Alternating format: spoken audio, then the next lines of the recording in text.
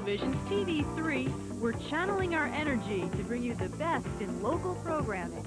You can view educational shows, community events,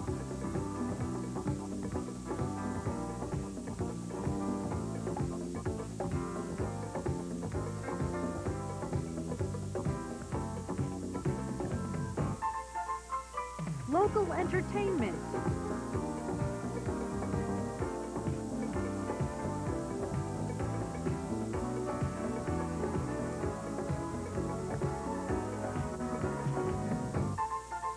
and sports.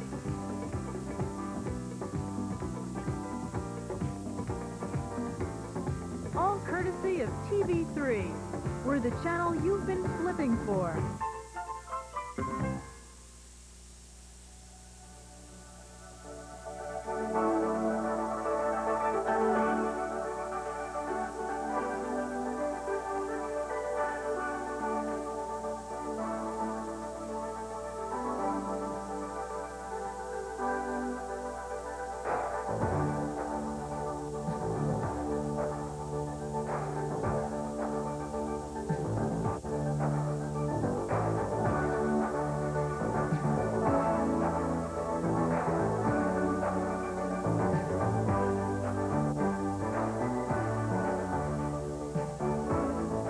Good evening, everybody. I'm Matt Laughlin, and welcome to Countdown to Glory. This is the TV3 Sports Staff preview of the spring season. I'm joined this evening by Paul Svahala, and Paul, we had a wonderfully mild winter, but the spring has not been cooperative for the coaches. A little bit cold, a little bit rainy. It will certainly affect those teams that are inexperienced because they haven't gotten out on the diamond or out on the lacrosse field, as the case may be. Possibly those teams with experience will have an edge in the early going, and depending on how far the bad weather continues, they may have that edge all the way through this very, very short season. It is short indeed, but last year it was oh so sweet for the Carteret Ramblers, led by veteran head coach Steve Nelson, to the Group 2 state championship. They took on Hanover Park in the final, and it was the first state championship victory for Steve Nelson. It was a 13-7 victory over the Hornets of Hanover Park, and what a ball game it was. 6 pitching changes, but the victory going to the Ramblers as they ended their season at 21-2, and they are the Group 2 champions, the defending Group 2 champions, as they won over Hanover Park last year down at Princeton University. Now, Carteret was the only team from TV3 which won a state championship last year. Here's a look at the 1990 champions by grouping. In Group 4, it was Cherry Hill West. In Group 3, Toms River South, Carteret in Group 2. In Group 1, it was Middlesex, which defeated New Providence. And the parochial champions in A, it was Notre Dame. And in B, it was Bishop Eustace. So Carteret enters the season with some question marks. They graduated 2 players from last year who were very important to their success. Undefeated right-handed pitcher Dennis Copin and outstanding catcher Brett Rackett graduated off of last year's team. It'll be interesting to see how Steve Nelson replaces those players. However, 5 Ramblers who started last year do return. Recently, I had a chance to speak with Steve Nelson, and I talked to him a little bit about the momentum carrying over from 1990. The Ramblers returned 5 starters off last year's squad. The veteran skipper says the team will rely heavily on 2 seniors. We're going to roll off of Vinnie Hart and John Dolan, our 2 team captains. John playing short and Vinnie pitching and playing the outfield, backed up with Dave Richter and Ricky Grabowski. We expect them to lead us, and the rest are still young. Winning the state title makes Carteret a circle team. You know, one of those teams that opponents circle on their schedule. We're not going to see too many number 2s. We're going to see mostly a number 1, because it'll be a feather in their cap, because we have a reasonably veteran club, and we have to prove it again. Does the team realize what that means, that you'll see the ace every time out? Yeah, they're ready. They know they have to play hard, and they work to the well, and they know what they have to do. But they also know that if they play the game fundamentally, they'll have a good chance of winning. That's the one thing, Paul, that Carteret teams are always known for, playing the fundamentals very well. Very solid team, and as you said, they've got quite a few things to replace from last year's team, no doubt about that. but they always seem to have some replacement parts there. Steve Nelson is always ready for the spring. The master, once again, pacing in the dugout for the Carteret Ramblers. Year in and year out, Secaucus has an outstanding team. Last year was no exception, but as we find out in this report, they're hoping to do better than last year. Secaucus finished 18-4 last year, a very good year for most teams. But in Secaucus, the standards are higher. Because Secaucus is a very big baseball town, and the people in town want to see us beat all of the best clubs in the league. And it's a very tough league, but we find with playing Tuesday, Thursday, and Friday, if you have some good arms, you can win. And Falco has the arms.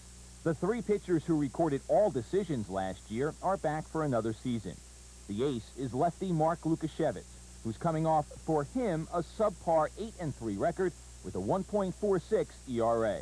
I think the biggest problem was that I put too much pressure on myself. I was worrying about every time I go out there, if I make a mistake, everybody's going to say something, and that was the main problem, that I was putting too much pressure on myself. I'm looking forward to having a good year this year, and because if I have a good year this year, this will help me in the draft. Charlie Aletto is the number 2 man on the mound. He finished 5-1 last year, but more impressively, he batted .569 with 18 extra base hits and a team-high 40 runs batted in. I just go up there, I just say I'm going to hit the ball. I don't care what I hit. I don't care if they're home runs. I'm not a home run hitter. I'm just like a split hitter. I hit anything, really. And I just go up there with the approach like I don't really care, and I'm just going to hit the ball. I try not to strike out. I didn't strike out too many times last year. I struck out 3 out of the whole season, and that's what my main goal this year is. The Patriots can hit and pitch, play good defense, and have the best speed of any Secaucus team in the last 5 years. The ingredients for success are all there. Not only our co-captains, Charlie and Mark, but every senior has set a goal not to only win the league title, but a state title. And they've shown great leadership, and I'm very pleased with the boys this year. To show you how pleased he is, Paul, it is a very, very difficult schedule for Secaucus. So difficult, in fact, that they will have to get a taped recording of this program because during its airings, they will be down in South Carolina. Yeah, they'll be playing in the North-South Baseball Classic. They will actually have left on Friday, the 29th of March. They won't be back until the 7th of April. And not an easy opener for them. They've got North Myrtle Beach, and that obviously those South Carolina teams get started early. They're already 8-0, and I spoke with Coach Falco before he left, and he was concerned about how the team would do. But it's not just a difficult schedule in South Carolina. When they return, there are 2 big games on their schedule. One against nationally ranked Hoboken. That game will be played May 4th at 7:30 under the lights in Secaucus at Kane Stadium. The other is a potential matchup of 2 great pitchers, Mark Lukashevitz for Secaucus against Paul Magrini for Wallington. Wallington, the defending sectional champions in North Jersey Section 1. That game to be played at Wallington on April 27th at 10:30. Well, we mentioned to you the fact that Hoboken is ranked nationally. Here's a look at the USA Today's preseason top 10. It kicks off with the number 1 ranked team in the country out of Long Beach, California, Jordan High School. From Orlando, Florida, number 2 is Dr. Phillips High School. Mira Mason of San Diego is 3rd, followed by Sarasota High School in Florida. Cooper High School of Abilene, Texas is 5th. Then comes Lancaster High School out of South Carolina. There's Hoboken. They're 7th, and right behind them another New Jersey team as the Elizabeth Minutemen come in at number 8. Coleraine High School from Cincinnati, Ohio is number 9, and Union High School out of Tulsa, Oklahoma rounds out the top 10.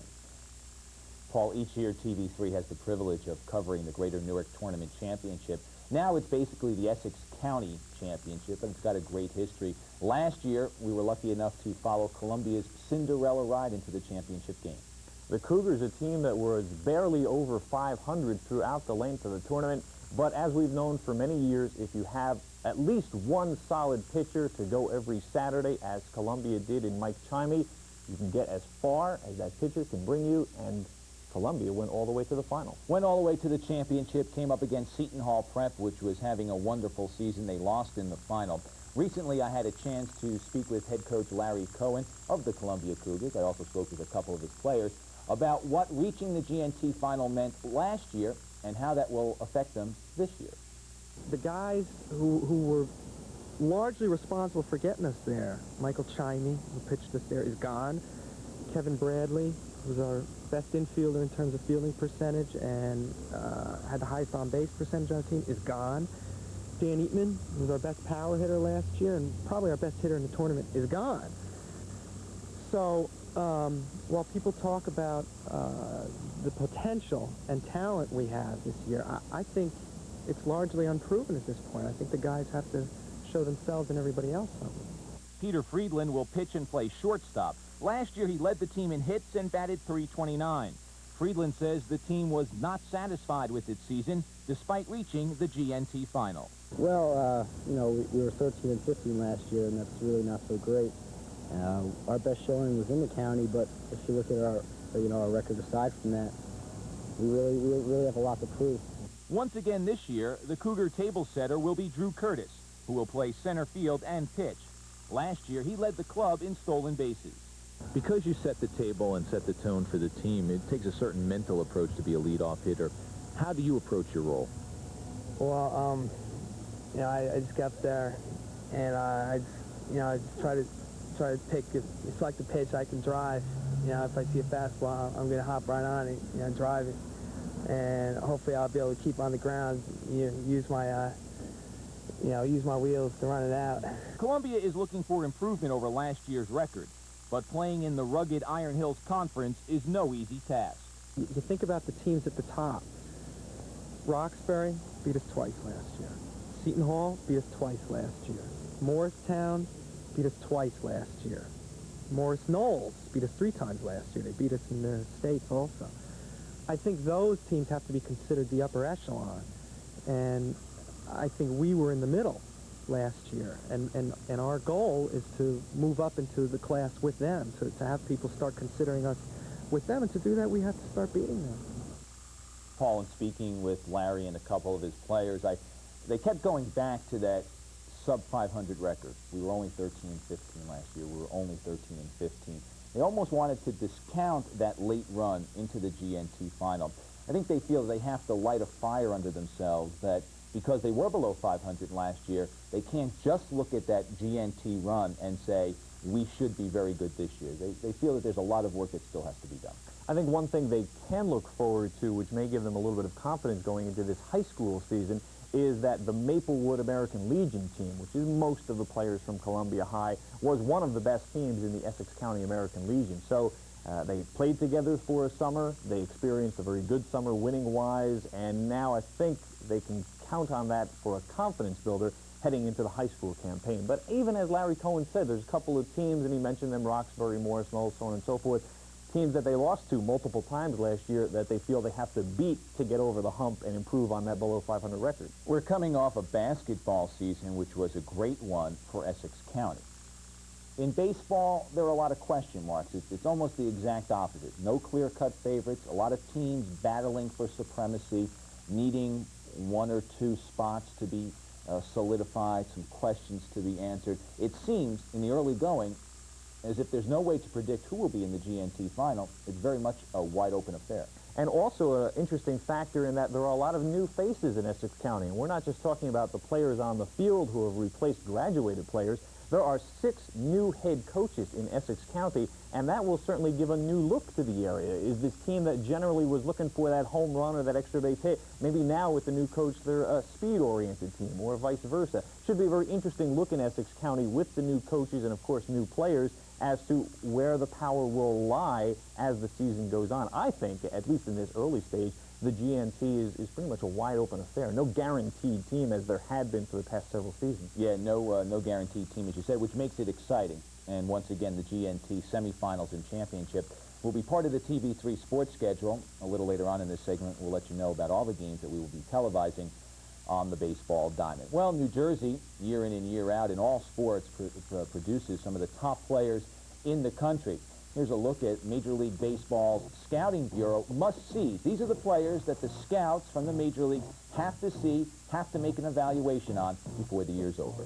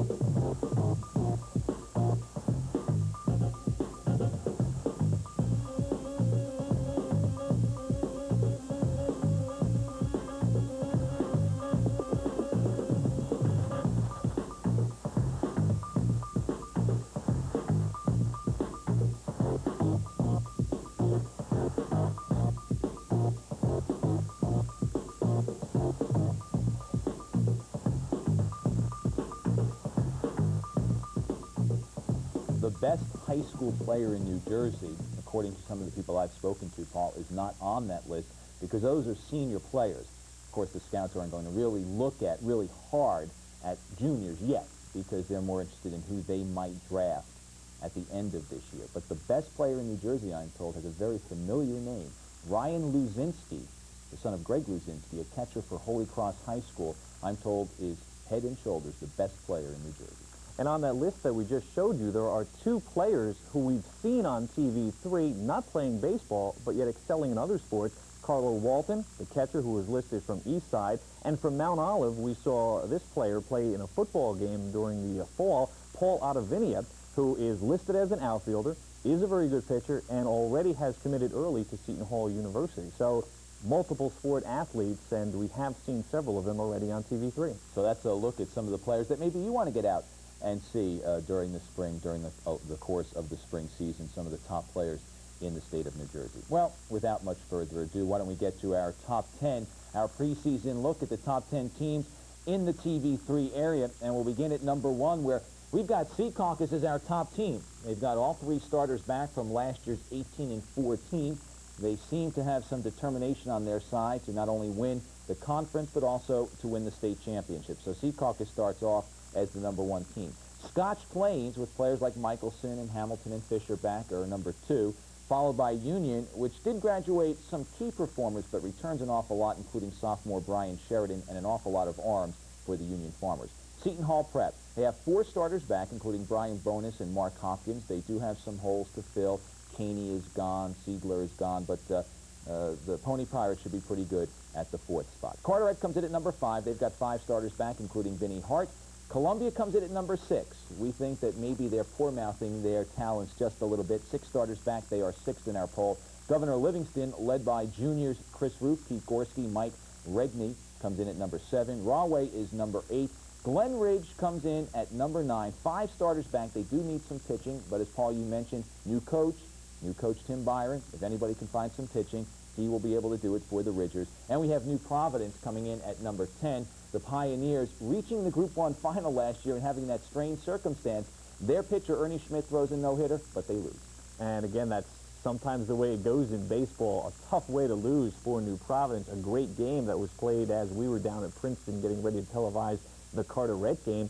We kept jumping over there every once in a while, and yes, the no-hitter's still alive, yes, the no-hitter's still alive, and then all of a sudden, yes, it's alive, but they're losing. So it was a tough situation for New Providence. We'll get an early look at them. We've got the TV3 schedule coming up in just a little while. Indeed, coming up in just a moment, but the final word on baseball comes from Carteret coach Steve Nelson.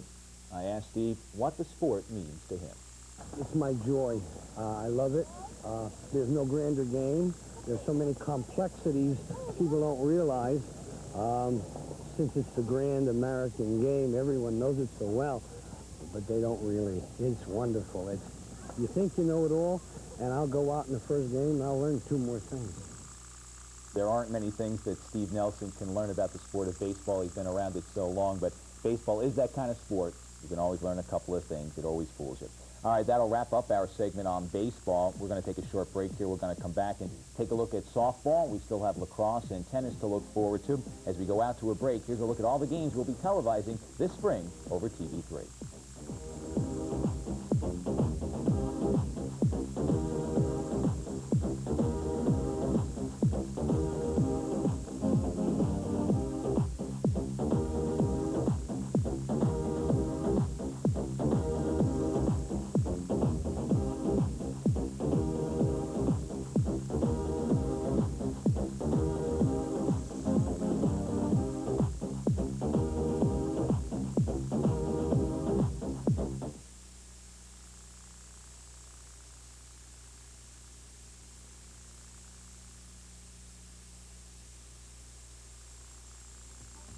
Suburban Cablevision's TV3 has been honored by the National Cable Television Association with the coveted ACE Award for overall commitment to local programming.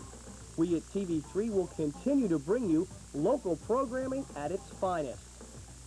We at Suburban are real proud to announce that we've won the overall commitment to local programming ACE Award. Thanks to all you subscribers for your support.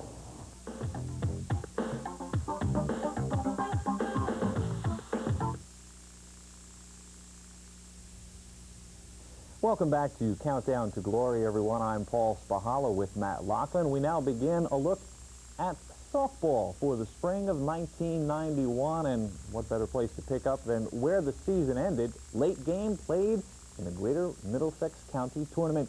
It was a classic affair, and in the 11th inning, Jen Fabo of Colonia hits this ground ball. It is misplayed. Edie Scarfone scores, and Colonia goes on to win the GMC championship by a final score of 1-0. Colonia was our preseason #1 in 1990, and they carried the burden and the honors throughout the entire year, and they finished in the #1 spot in our poll. We'll have to see where they are in this year's preseason poll, which we will reveal a little bit later on in this segment. Colonia, of course, did win a county championship. Their final record last year, 21-1, but for them, that lone loss came in the state championship. Here is a list of the 6 state champions in girls softball last year. In Group 4, the champion was Edison. They defeated Clifton 4-1. The Group 3 champion was Hamilton North, who defeated Morris Hills. Lenape Valley was the team that gave Colonia their only loss. That one 1-0 in the Group 2 state championship. And Whippany Park, team that many consider to be the best in New Jersey last year, was the winner in Group 1. The parochial champions were Camden Catholic in Parochial A and Gloucester Catholic in Parochial B. So, Matt, it was a great run for the Colonia Patriots last year. And as we have known and everyone knows for a long time, if you have pitching, you're going to win in softball. And Colonia has a pitcher, no question about it. Tina Sabunis, very young, but very accomplished. And she'll be around for a few more years, and will be bringing glory to Colonia. Must have been a great matchup in that GMC final with Michelle Furs for Edison on the mound and Sabunis. I mean, that's why it was 1-0, and that's why the game was won on an error. That's what you get in softball.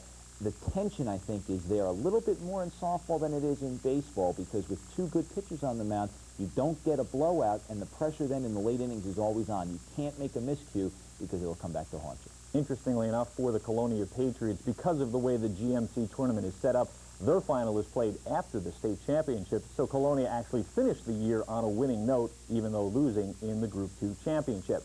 Well, we talked about pitching, and there's no doubt that Tina Sabunis is one of the best in New Jersey, as is Tony Fortunato out of Whippany Park. And that, of course, means there's no surprise that softball fans throughout the state of New Jersey have circled Saturday, April 27th as a date when they will be making the trip up to Morris County to watch Colonia take on Whippany Park. I had a chance to speak with Colonia's Tina Sabunis, and I asked her if she considers games against another well-known pitcher as a personal challenge. Definitely, yeah, because everybody says it doesn't mean much, you know, it's not a conference game or anything. But to me, deep down inside, it's like me against Tony Fortunato. And if, like, we win or anything, it really means a lot to me. Tina's done a real good job for us for her first 2 years of high school softball, and we're really looking forward to her having a great season this year. Who are some of the other players who will be contributing this year? Who are your returning players? Let's start there. Well, our co-captains this year are Jen Fabo at third base and Tara Malloy at catcher, and they're both very solid players, good hitters. Jen led us last year in hitting, power hitting and RBIs. Tara's very solid behind the plate, and she hits the ball well, so we're looking forward to them having a great season. I definitely want to hit better. Last year I had a tough time at the plate, and like Coach said, he wants me hitting over 320 this year, so that's a goal for me. You had a good hitting year last year. Does that put pressure on you to duplicate that this season? I think a little this year, because I have my own goals to set for myself about hitting. I want to do much better. I want to get my average up a lot. We have a lot of people coming back. Our infield and our outfield is both pretty solid. Even though we're young at the middle, both of those 2 players should do well. I don't think we should have much problem with that. I think we're going to be basically a base hit type of team. We'll do a little hit and run situation, do a little bit of bunting. I'm not real big about bunting, but in crucial situations, we'll get it done. But I think we're going to hit the ball solidly most of the year. As far as power hitting, we have a few girls that can hit the ball a long way, you know, with Jen and Dawn Morgan in the lineup there. Tina this year is probably going to bat for herself, and we're looking for her to, you know, contribute hitting-wise. So we're looking forward to having a good year. Well, I've been working really hard this winter on hitting and everything, and I hope that since I have my chance this year that I could prove that I'm going to be a good hitter this year. Last year, Jen Fabo led Colonia in hitting with 33, 27 RBIs, average at .458, 1 homer and 25 runs scored, and as she said, she's looking to improve on that performance. But Matt, again, pitching such a key matchup, and that should be a great one up in Whippany Park. Fortunato and Sabunis. I think the fans will come out for that one. Hopefully the weather will cooperate. Sometimes it seems those big matchups become victims of poor weather, but hopefully on April 27th it'll be a nice day and a lot of the fans will get at it and get a chance to see two of the top pitchers in the state squaring off, two of the top teams in the state of New Jersey squaring off. One interesting comment during that story that you did is Tina talking about her work over the winter on her hitting. Boy, there has been a boom, it seems, not over the past too many years, maybe 2-3 years at the most, where the baseball players are getting and softball players, an awful lot of work in over the winter at these batting cages, these indoor cages, which are just booming business-wise. And I was at one a couple of weeks ago, and there was just a line of high school players waiting to get in, both softball and baseball. It'll be interesting to see how it works out for her, but it's just one of the changes in baseball that's happened, as I said, basically over the last 2 or 3 years. And one of the most noted instructors of hitting for both baseball and softball, a gentleman who we've had on this very set, Joe Wadika. Several of the girls we interviewed mentioned about going to some of his camps and getting some instructions on hitting. And by the way, just in case you don't get to that game on the 27th between Whippany Park and Colonia, or in case you do and you want to see another great game, well, on May 8th, Whippany Park takes on Caldwell, another great team from the TV3 area, and that should also be a great matchup. That one will also be up in Morris County, up in Whippany Park. But for now, let's stay in Middlesex County. There's another outstanding and exciting team in Middlesex County, and they are down in South River. Now, they also have a very good pitcher coming back.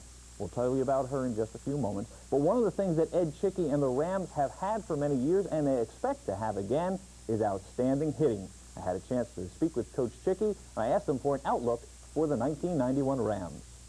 Well, we got a young team that it's going to take a lot of experience to get going, but we got a pitcher coming back for 4 years, Beth Mattias. She should be real good. Last year, our team was 15-4. She pitched most of the games. She's got a career record of, I think it's 32-9 over 4 years, so she's got a good job. She does.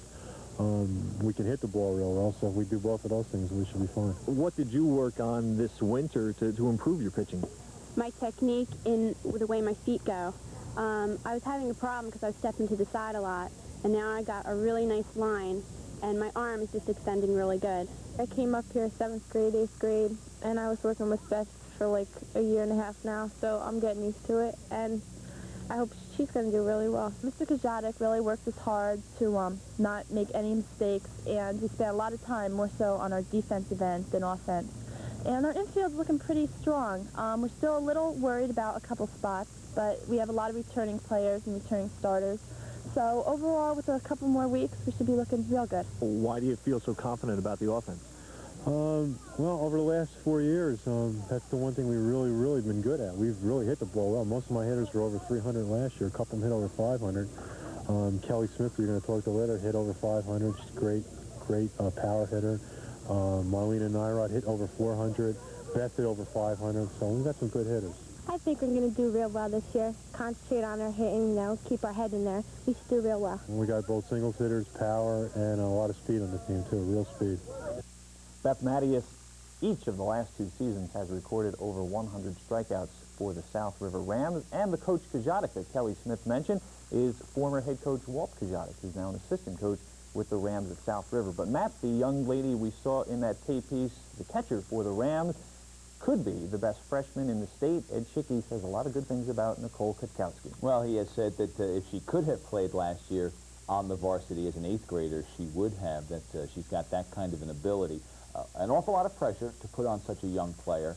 It'll be interesting to see how she responds, because when you begin to get those headlines and those kind of notices, just like Carteret's one of those circle teams, as we talked about earlier, well, everyone's going to look to see how she performs. She's one of those circle players. Here's the next great softball player. Let's see how she performs. South River, an interesting team. Some senior leadership, but also some youngsters. Freshmen at one spot, a couple of sophomores. It looks like they've got their program going in the right direction for years to come. Ed Chicky says we can hit, and they'll have to prove it this year, because you're always going against some good pitching. There is outstanding pitching throughout the state of New Jersey. As always, if you have a pitcher, you can go far. These are just some of the top players to keep an eye on throughout the state of New Jersey, many in the TV3 area. Tina Sabunis, of course, from Colonia, Michelle O'Toole from Livingston, Jen Luker out of Caldwell, Beth Mattias from South River, Rachel Ruiz out of Carteret, who threw 3 no-hitters last year. Also from the TV3 area, Meiko Saito from Westfield. 3 other players not from the TV3 area that certainly will be outstanding this year. We've already mentioned Tony Fortunato of Whippany Park, Melissa Adelman of Cedar Grove, and another returning pitcher, Robin Barron, out of West Milford High School.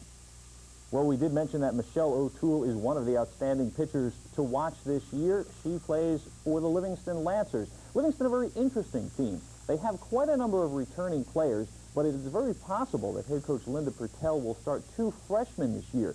So in a way, they're a little bit concerned about inexperience. With a senior pitcher like Michelle O'Toole, she will certainly provide some of that leadership. I had a chance to speak with Michelle O'Toole about her pitching.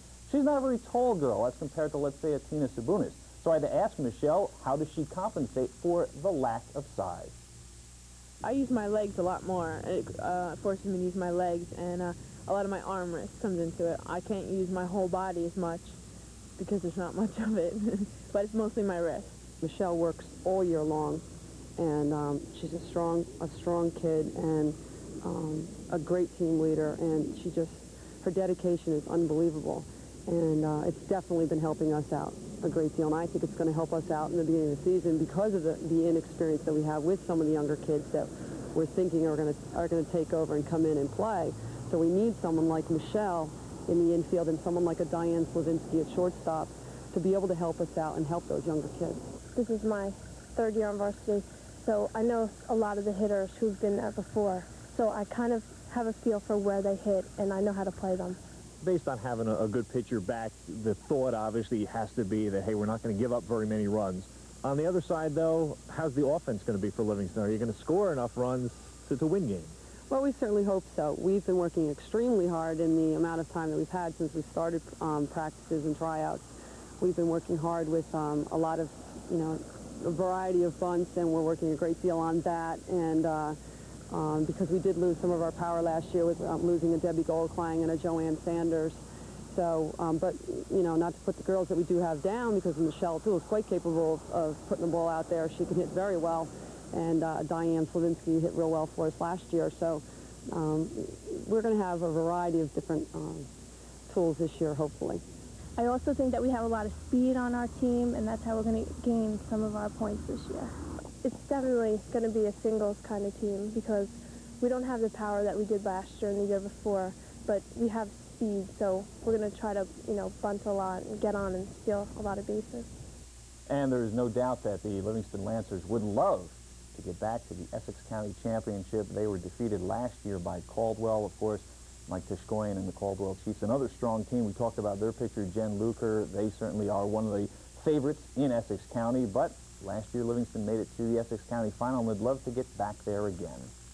And Essex County has a history of producing real good softball teams. You talked a little bit about Livingston and Caldwell. You think back to Belleville and some of the great teams they've had. It'll be interesting. Stacey Johansson, not there after so many years. Let's see what happens with Belleville this year with Carl Carino's club. Bloomfield has come on. Always, some good teams. Verona. It's a good Cedar Grove. You can go on and on in Essex County softball.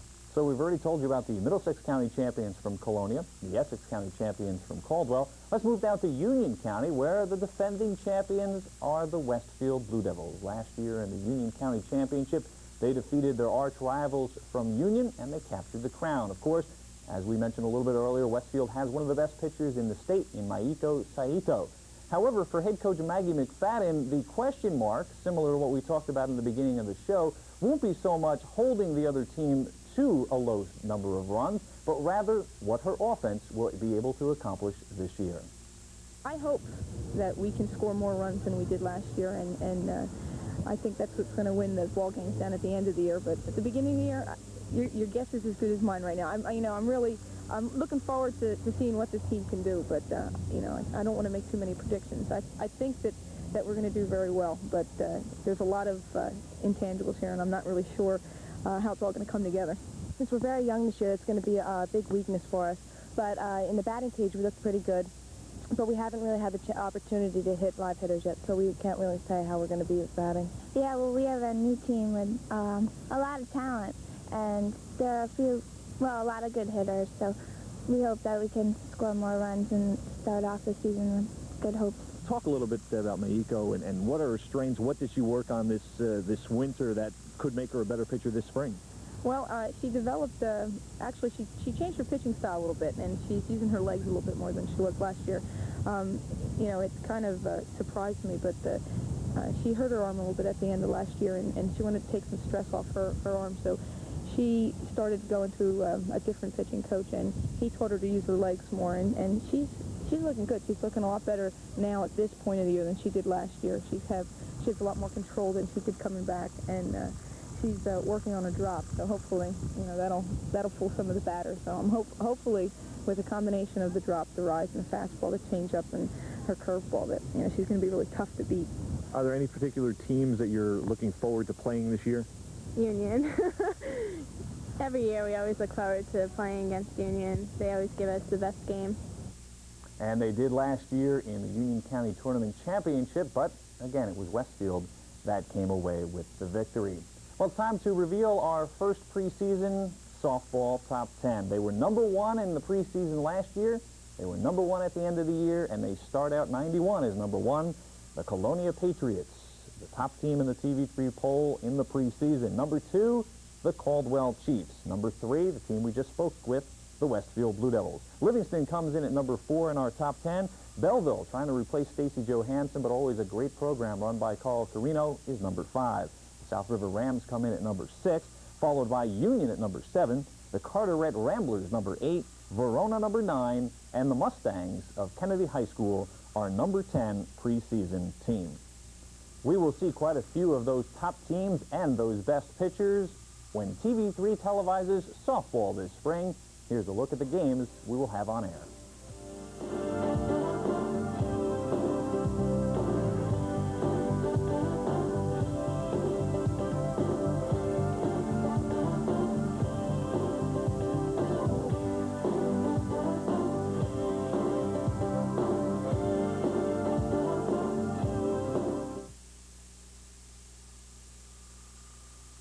Bonilla stepping through, and he is in. 4-yard touchdown run for Bonilla. His Are you curious about a local high school athlete?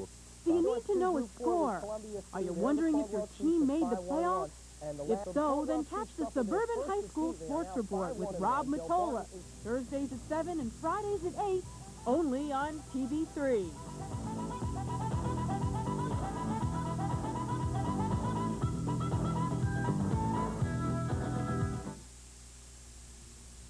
Welcome back to Countdown to Glory. I'm Paul Spahala, with me Matt Lachlan. Let's move on now to high school lacrosse.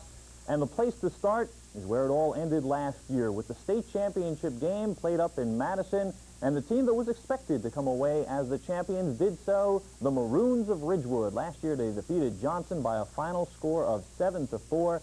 Look for Ridgewood to be, again, one of the strong teams in New Jersey this season. So a great year for lacrosse last year. Johnson, not really a surprise. Many people knew they would be strong, but they got to the final, but they couldn't overtake Ridgewood. Yeah, and Ridgewood looks like to be the cream of the crop this year.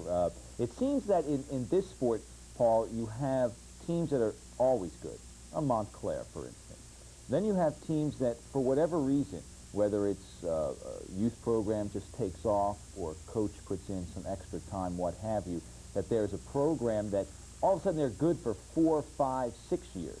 And perhaps Ridgewood is at that position where things have developed, the youth program is kicking in, the coaching staff is working hard, the players have taken to the sport, and maybe it's their turn to take off for the next 4 or 5 years. Yeah, of course, we know that Montclair, Columbia, Westfield all have their turn at the top. Maybe it is Ridgewood's turn. And maybe a team that will have a turn, although it probably will be a few years down the road, is one of the younger programs in the area, and that's the program up at Seton Hall Prep. Head coach Pat Tevlin feels that the team will benefit from the fact that this year, for the first time ever, the Iron Hills Conference has enough teams that they can band together and have league play. So I had a chance to ask Pat Tevlin who will provide the spark for this year's Pony Pirates. Keith Harper coming back for us on attack, and Brian DeSroza on defense. and they're going to hold down those two positions on attack and defense and hopefully control the ball a little more on both those sides of the field. Last year we had two guys who lifted score, Rich Merklinger and Joe Yokes. This year we're looking for a combination of Keith Harper, Matt Lewis, Walter Knapp, and Brian DeStrozier bringing the ball up, and Scott Cardone stopping the goals from going in on the cage. He's our goalie this year, sophomore goalie. So it's going to be a whole team effort this year. A lot of input from also Ed Kawan on the face-offs at midfield too, and to get the ball up to Keith Harper, and then Carl Hauser on the crease, hoping to get a couple goals from him every game. I think we're looking strong. We're playing well in practices. We have a new attackman this year. Me and Carl Hauser worked all last year together, and now we have Rich Kwan. He's a junior, and he's looking good, too. So far, we're working well together in practices. Hope to accomplish some things. I think the defense has got a lot better sticks this year. We're a lot more talented stick-wise, and we got a pretty big defense other than me. They're pretty big guys on this team, you know. So it's pretty effective, pretty intimidating for the other team, I think. All my friends from Columbia, a lot of them, you know, I keep hearing it. It's first year we'll be playing them and a bunch of tough teams, so just looking forward to playing Columbia. There's 8 teams now in the Iron Hills Conference are participating now in the Conference League games. And last year I picked up a couple of teams, Booton, Livingston, West Mars, and we had a good showing against them. Booton 5-4 game, beat Livingston 5-4, lost to West Mars 12-6. It was encouraging though, and it's good to see the sport spread into the conferences, football conferences, basketball conferences, whatever it may be, because it's only going to help it grow. And for us, it's going to be hard. It's going to be hard going. We're going to face Columbia this year. We're going to face Mendham. The Columbia is going to be a big game because that's my old high school. And it's a kind of an old rival with Columbia and Seton Hall. It's about time that the two schools face each other in lacrosse. Who will come out in the bigger end of the stick? Hopefully us. And if we can play our game and not play theirs. So we'll have to see how the Seton Hall prep program does this year. One proposal that is on the board for lacrosse that will not take effect this year is to change around the conference alignments. Right now there are 5 divisions in New Jersey high school lacrosse: Fitch, Pitt, Gibbs, Rizzick, and Bianchi division. Generally, they're set up by strength of team for the most part. There is a proposal that starting next year, they will be set up in a more geographic setting, so to avoid the long travel that could be for some of the teams in the area. And again, for the first time this year, the Iron Hills Conference is banding together to form a conference play. So that's a possible change for high school lacrosse. And a change for the better, because what that means is more teams are picking the sport up. It certainly is a sport that's on the rise in popularity in New Jersey. More and more schools are starting to play it. And as more players become involved, obviously, the level of play increases. And so you don't have those drastic drop-offs between the haves and the have-nots. I think it's a good move. It'll be interesting to see whether or not it is approved, but I think it's a step in the right direction. For the first time in over 6 seasons, the lacrosse program at Westfield High School suffered through an under 500 record last year. And head coach Sean Sherwich said, "I've got to take some responsibility for several of those losses." Well, and I think that got into me, too. And I think last year I coached very poorly, and we lost 4 one-goal games and 2 games in overtime. And I always assume that if a team loses a one-goal game or loses in overtime, it's the coach's fault. So I think that I lost 6 games last year. First of all, we have all of the attackmen coming back from last year. We played the last 5 games of the year. We played an all-sophomore attack. We won the last 4, and the 5th game was an overtime loss to Montclair, who thought they were going to beat us by 10 goals. So we played an entire sophomore attack last year. They're all back. Both of our midfields are back from last year. We have a senior midfield and we have a junior midfield. We have a third midfield made up of juniors and sophomores that might just play defense. And in our defense, only one person is back from our defense. That's Sam Wonderly. Halfway through the year, we were just hoping that we'd be able to rebound and make it to the States. But we ended up very strong. We won, I think, 4 out of our last 5 games, which is a good signal for this year. I think we're very mature for our age. So we just hope that, we can carry that over into this year. Well, I think we're pretty strong. It's just we've got to play our game right and concentrate on what we're doing and not make as many mistakes as we did in the past. And just play our hardest, I guess. That's mainly. We got to work on our fast break. That's been our strong point over the years, and we got to work on that. We got to bring that up, and just passing, catching, executing, ground balls, all the basics. To be a state championship team, we have to score 60-65% of our goals on fast break. We practice fast break a half hour every single day. The Westfield Blue Devils hoping to rebound from a sub-500 year. You don't find too many of those at Westfield for the lacrosse program. No, and you can sense the determination among the players and among Coach Cherowitz to get back to the upper echelons of the sport. They were up at the top for so long, they certainly did not enjoy the taste of the sub-500 season. Hard to believe that only 2 games into the season, we could have what might be the best game all year in the state of New Jersey, and you will see it right here on TV3. It's a matchup of last year's state champions from Ridgewood taking on a team that we feel will be one of the best in the TV3 area this year, maybe one of the best in the state. This could be a possible state playoff preview. Ridgewood and Montclair, you'll see it on TV3 Thursday, April 4th at 8 p.m. and Sunday, April 7th at 9:30. Of course, a great game coming up that will be played on Wednesday, April 3rd at Woodman Field in Montclair. I had a chance to speak with some of the Montclair players, most notably Brian Felber, who just came off the ice of the hockey arena and is now playing, of course, on the field for the lacrosse team. I certainly asked him about that second game of the season against Ridgewood.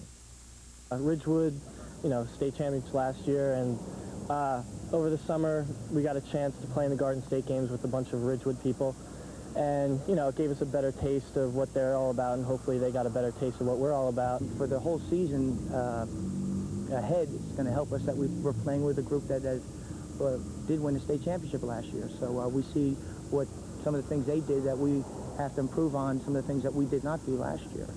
So you know, I think it's going to help both teams for the game on the 3rd and for the season on the whole. It was kind of weird because we didn't have much team chemistry. Like the Montclair guys kind of stuck to themselves, the Ridgewood guys and all the Columbia guys. But by the end, we'd all, you know, become friends, and we kind of respect them more, and I think they respect us more. As to like individually, not really much, because you know, you're a team. You're not really looking for individual things that'll help you during the season. It was more of a team effort, and we, you know, I guess a few things, maybe we'll recognize a few players, but I don't think anything that would truly benefit us in any way.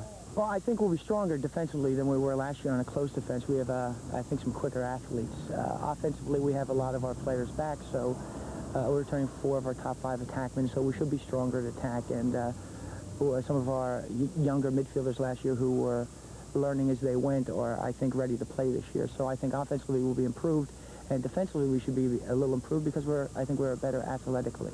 Well, in the past couple of years, we really have had a tough time getting the team defense together, and maybe it was a little too confusing, a little too complex.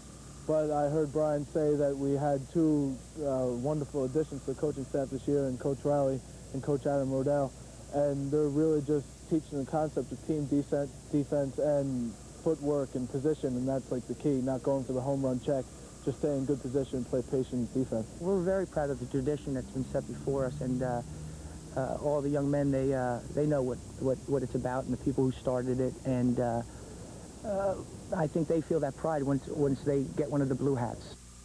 And we'll be watching the Blue Hats against the Maroon Hats April 3rd at Woodman Field, the TV3 lacrosse opener. You will see on the field some of the players to watch. Here are some of the other outstanding players from the TV3 area. From Seton Hall, Brian Desrosiers. From Montclair, Brian Felber and Peter Gilligan. Johnson's John Heller is on the list, as is Ed Kwan of Seton Hall Prep. Craig Prunier of Summit. The goalie from Westfield, Dave Sprague. Andy Donner from Livingston. From Seton Hall, Carl Hauser and Keith Harper. From Montclair, Jeremy Marks, Jason Relke. From Westfield, 3 in a row, Brian Cheek, Sam Wonderly, and Chris Wojcik. Those are the top players. Who will be the top teams? Well, you might have already guessed by the way we've been speaking that Montclair will be the #1 team in our preseason top 5 poll. Westfield will come in at #2. Then it's anybody's guess, but this is our guess. Johnson 3, Seton Hall 4, Columbia 5. Those 3 could battle it out and even threaten to be in the top 2 as the season goes on.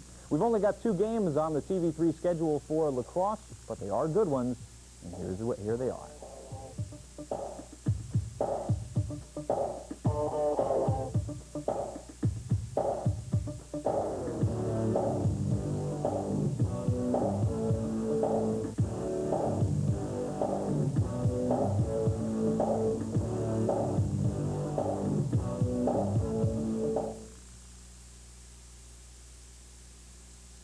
TV32 is Suburban Cablevision's community access channel. TV32's volunteer production staff produces a variety of programs focusing on the needs of the handicapped, programs with senior citizens, and programs that aid in the search for missing children. TV32 also serves our subscribers with programming produced by